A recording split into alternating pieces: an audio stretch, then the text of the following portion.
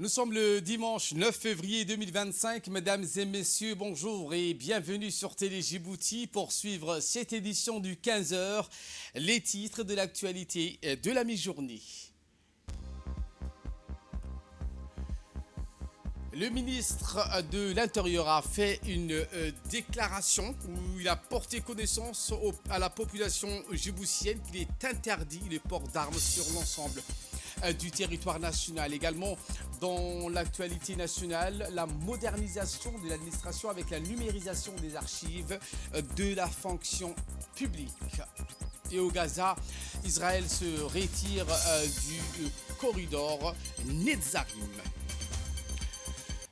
Voilà pour les sommaires. Merci si vous nous rejoignez sur Télé Djibouti et nous entamons cette édition avec cette déclaration du ministre de l'Intérieur où il est porté donc à la connaissance du public djiboutien qu'il est interdit le port d'armes sur l'ensemble du territoire national. Voici donc les propos du ministre.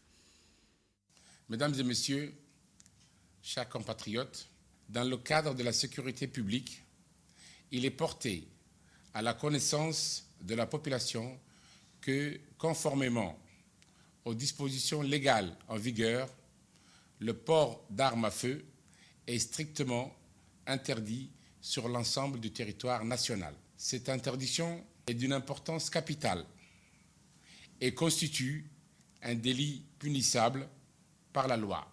La préservation de la paix publique et la sécurité des citoyens demeurent des priorités essentielles pour l'État.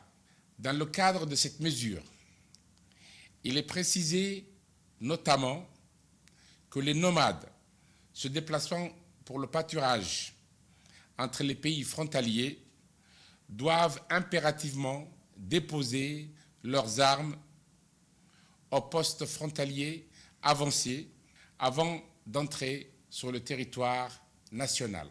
Ces démarches visent à garantir la sécurité de toutes et de tous et à prévenir tout incident pouvant résulter de la circulation d'armes à feu.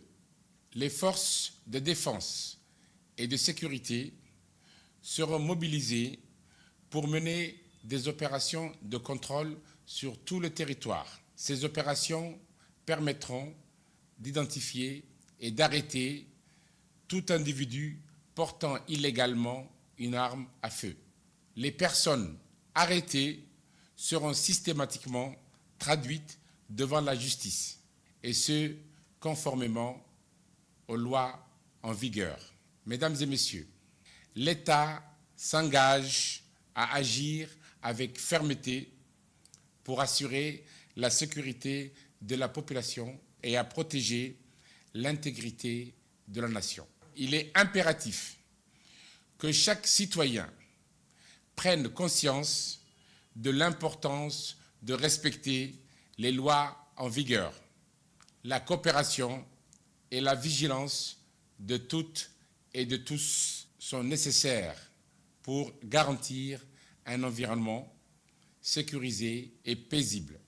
Mesdames et messieurs, chers compatriotes, l'État réaffirme son engagement à garantir la sécurité de toutes et de tous et à maintenir l'ordre public sur l'ensemble du territoire national. Je vous remercie pour votre aimable attention. Et voilà qui nous ramène de parler de cet exercice de sauvetage en mer intitulé Coordination et qui s'est déroulé avec succès. Un exercice de grandeur nature simule le sauvetage de l'équipage d'une embarcation ayant chaviré avec 30 victimes à bord. Eh bien, cet exercice de coordination intervient à la suite d'une formation intensive sur les situations sanitaires exceptionnelles organisée par l'Université du Djibouti du 3 au 8 février dernier. Une formation basée sur des modules théoriques et des cas pratiques. Nous reviendrons en images dans nos prochaines éditions. Je vous le disais en titre, après l'Assemblée nationale, c'est au tour du ministère du Travail d'entamer un chantier colossal, celui de la numérisation massive des dossiers de la fonction publique. Une initiative bien plus qu'un simple pas vers la modernisation technologique. Elle représente également un acte fondateur dans la préservation de notre mémoire collective et un changement radical dans la gestion des carrières administratives. Explication.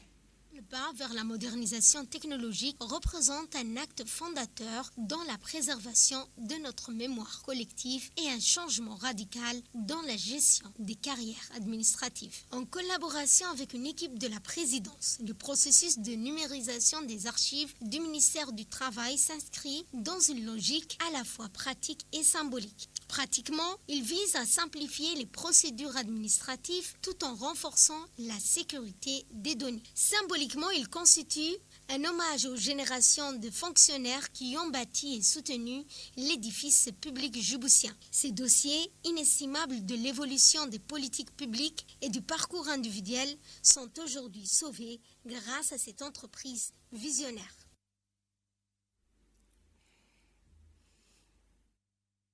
Je vous emmène à Obok, où la localité de Daleyaf a été au cœur de la culture et des traditions lors de la soirée du 7 février dernier dans le cadre de la première édition de la Biennale des danses folkloriques et des jeux traditionnels. Un événement inédit et qui a permis donc à la communauté de vibrer au rythme des chants traditionnels sublimés par des danses folkloriques qui ont transporté l'audience dans un voyage émotionnel et culturel. Soirée qui a été marquée avec une animation musicale de haute qualité, mettant en valeur les mélodies ancestrales et les rythmes traditionnels de la région. Les danses folkloriques, comme nous les savons, exécutées avec grâce et énergie, ont ajouté une dimension spectaculaire avec cette célébration culturelle. Les artistes locaux ont su captiver l'audience, faisant de cette soirée un moment inoubliable de partage et de fierté culturelle suivie.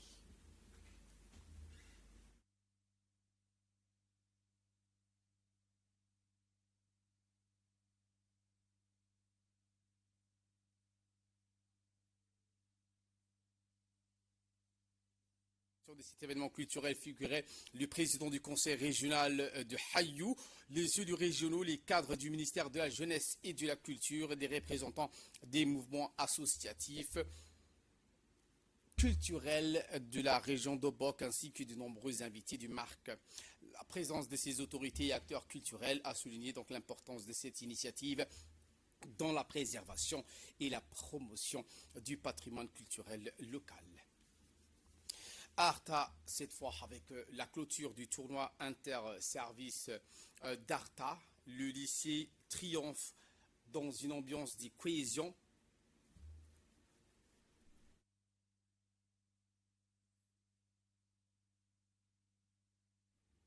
Le tournoi inter-service d'Arta, organisé par la sous-direction régionale, s'est achevé en apothéose ce week-end au terrain de Signal Center. Cet événement qui a rassemblé pendant du mois des équipes représentant divers secteurs administratifs et sociaux de la région a couronné le lycée Arta vainqueur de la finale face à l'Académie militaire interarmes d'Arta sur le score sans appel de 3-0.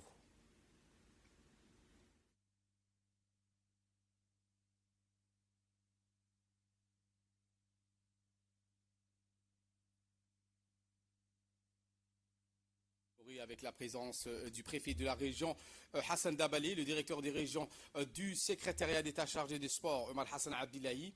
Dans son intervention, ce dernier donc a souligné l'importance de renforcer les liens intersectoriels par le sport, tout en annonçant la pérennisation de cet événement comme un rendez-vous annuel incontournable dans la région. Initié pour favoriser la cohésion entre les services publics, ce tournoi a mis en lumière des équipes issues de l'éducation, de la sécurité et de l'administration. Au-delà des trophées ont été donc remis aux vainqueurs. C'est l'esprit d'équipe et la fierté locale qui ont primé lors de ce tournoi. Dans le cadre de la lutte contre le trafic illicite des marchandises, une opération de saisie de 4 de contrebande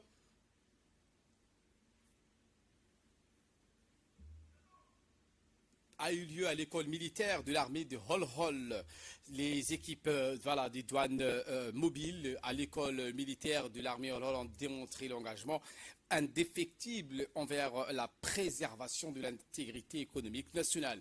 Au cours des opérations, les agents de l'équipe mobile de douane de l'école et l'école militaire de l'armée Hol-Hol ont réussi à intercepter 14 colis de 4. La saisie donc a été suivie d'une action immédiate sur le terrain où les produits saisis ont été incinérés, affirmant aussi la détermination du pays à éradiquer ce fléau de manière décisive. Ce 4 février 2025, la brigade de la gendarmerie d'Ali Sabi a mené une opération déterminante suite à des renseignements concernant un vol de ferraille ferroviaire provenant de l'ancien rail. Alertés par ces informations, les enquêteurs ont intensifié leur surveillance dans les zones ciblées. Une quantité importante de ferraille, soit environ 1800 pièces volées, entreposées dans les secteurs dénommés d'Haïti, prêtes à être acheminées vers le marché noir. Grâce à une stratégie discrète, ils ont pu identifier et surveiller les suspects impliqués dans ces activités.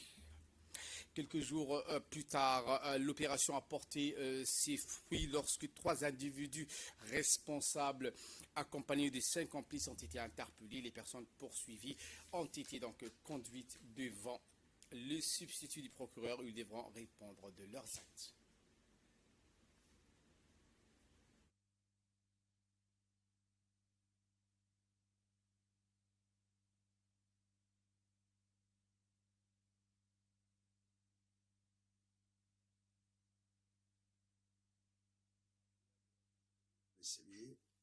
A récemment mené une opération déterminante suite à un vol de ferraille concernant sur l'ancien rail. Les enquêteurs, alertés par ces informations, ont intensifié leur surveillance dans la zone ciblée. Au cours de leur investigation, les gendarmes ont découvert une quantité importante de ferraille, soit 1800 pièces volées entreposées dans le secteur de Dahiti. Grâce à une stratégie de suivi discrète, ils ont pu identifier et surveiller les suspects impliqués dans ce contexte. Les investigations entreprises ont permis l'arrestation de 8 suspects qui ont été conduits devant le procureur de la République pour répondre à leur acte. À ce jour, le 4 février, l'ensemble des ferrailles a été remis par le directeur adjoint du service de l'OVD. Je lance un appel à la population rurale de rester vigilant et de signaler toute personne affichant un comportement malveillant. Du monde, Gaza avec Israël qui se retire du corridor de Netzarim. Cette délégation israélienne est arrivée au Qatar pour négocier cette deuxième phase de l'accord de cessez-le-feu. Faute de succès, nous en dit plus.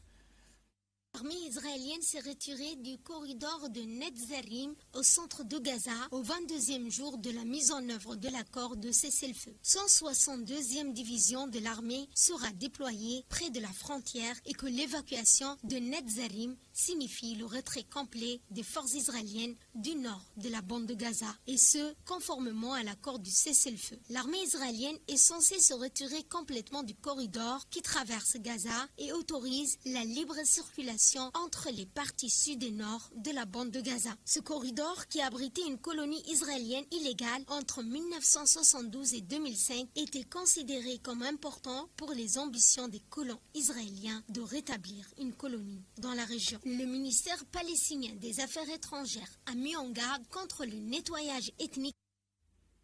Voilà ce qu'on pouvait dire sur ce 15h. Merci de votre fidélité. Restez avec nous, le programme continue sur Télé Djibouti.